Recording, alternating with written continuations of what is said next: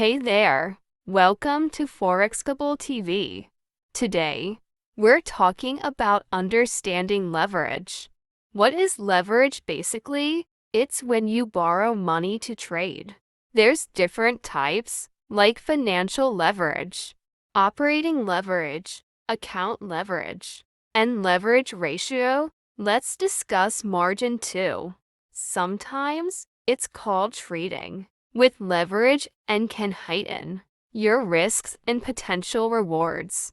You'll usually need a certain percentage of your position's worth as margin, and that percentage may vary depending on the Forex broker you choose. Now, let's talk about margin details. Margin is basically all about managing your risk in the Forex market.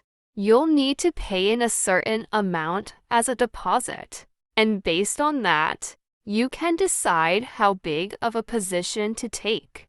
Have a look at some more details: initial margin, maintenance margin, used margin, and free margin.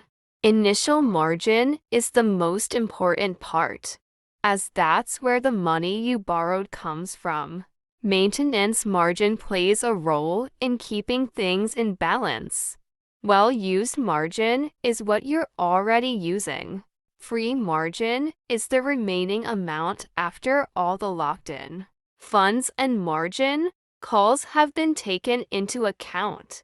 So, that's all for today. We hope you found this information helpful. Don't forget to like, share, and comment so we can keep offering you great content. If you have any questions, feel free to ask. Have an amazing day in the Forex world.